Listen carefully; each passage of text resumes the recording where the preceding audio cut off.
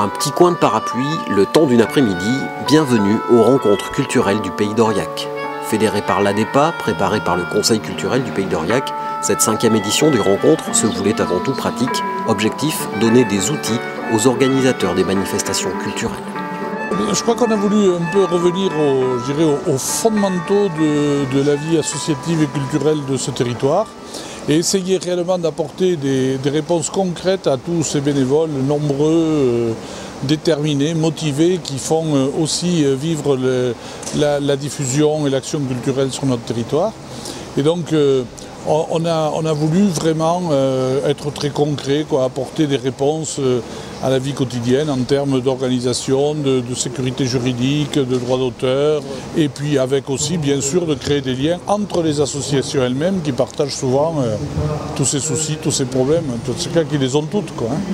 Donc là je souhaitais vous parler donc en préalable d'un outil qui s'appelle le cadre logique. Alors la demande était très précise, c'était le b.a.-ba pour l'organisation d'un spectacle ou d'un concert. Et donc j'ai essayé de prendre le cadre général et d'essayer de l'appliquer aux problématiques de chacun dans un temps de 30 minutes. Je pense que maintenant, avec la multiplication des manifestations et des organisations et l'ensemble des ressources qui sont disponibles sur Internet aussi, la plupart des gens savent comment s'y prendre et ont les bons mécanismes. Après, on est souvent sur des questions un peu complexes de réglementation, de fiscalité, qui sont complexes, notamment en France, et donc les gens sont quand même à la recherche de ce type de questions. Pas forcément ce qui est le plus funky, hein, mais voilà, c'est des questions qui sont importantes pour eux. Souvent, alors ça aussi on le verra tout à l'heure, il vaut mieux un petit visuel efficace, sobre, lisible, plutôt qu'une espèce de mélange en photomontage un peu merdique, de plein de petites images différentes, noir et blanc, couleur, dessin, photo. Quand on n'a pas les moyens de faire appel à un graphiste, on se débrouille par soi-même. Et l'idée, c'est comment éviter de faire une affiche qui soit vraiment atroce, qui soit illisible, qui soit confuse, qui finalement ne touche pas son public ou ait du mal à délivrer son message. Bon, c'est des grands mots, mais comment éviter quelques erreurs grossières. Et du coup, l'idée, c'était de donner quelques conseils très basiques. Hein. En une demi-heure, à 3/4 d'heure, on ne peut pas faire beaucoup plus. Mais quelques conseils basiques à base d'exemples, de choses qui ne fonctionnent pas très bien, des choses qui fonctionnent mieux, pour montrer, même avec peu de moyens, peu de temps et éventuellement même peu de talent dans le domaine de l'image, il y a moyen de faire un document qui fonctionne.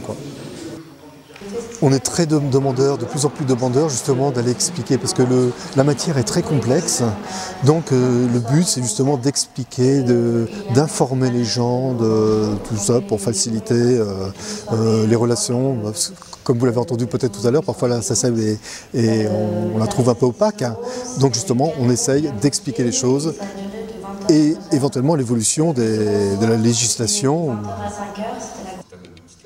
Donc l'objectif de notre venue ici, c'est de présenter notre dispositif DLA et aussi notre programme FINES, Financement des entreprises solidaires, pour expliquer justement qu'on est là pour accompagner les structures employeuses à pérenniser leurs emplois, en les aidant avec différents outils, donc soit en les accompagnant avec des experts sur des thématiques, ou après en finançant leurs projets, leurs investissements ou leurs besoins aussi en trésorerie. Alors les questions que se posent les structures, c'est comment déjà pérenniser leurs emplois, comment aussi les mutualiser. On a aussi ces différentes questions puisqu'on travaille aussi là-dessus, sur les groupements d'employeurs ou les autres possibilités pour mutualiser. Mais aussi les besoins d'investissement, voilà, on a besoin d'investir, on recherche des financements, on a des besoins de trésorerie parce que pour avancer dans notre projet, il faut déjà avancer, on n'a pas les fonds.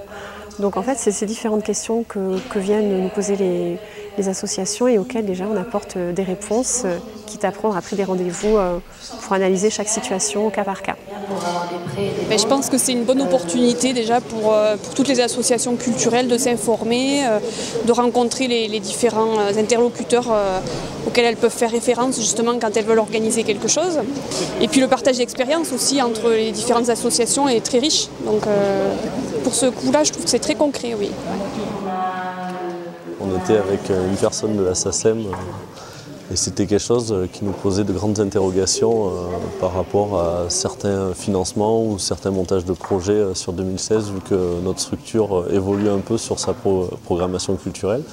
Donc c'est vrai qu'on a pu échanger sur les montants que ça allait engendrer, les coûts de SACEM, et c'est quelque chose qu'on maîtrisait pas aussi bien qu'on aimerait le maîtriser comme le reste, donc ça nous a clairement apporté des connaissances. Et puis là on était avant sur les financements européens et je croise Gisèle Leroux la semaine prochaine pour des financements, donc ça permet juste de faire une petite répétition avant la réunion, ça fait jamais de mal, et même après on a eu une réunion avec Mathieu et Cédric, et c'est vrai que ça permet d'avoir un apport sur l'accueil du public et des choses qu'on sait, mais ça permet toujours de se remettre dans le même si on les connaît. C'est toujours très agréable et on est toujours très bien accueillis par la DEPA sur ce genre d'événement. Donc on dit présent, quoi.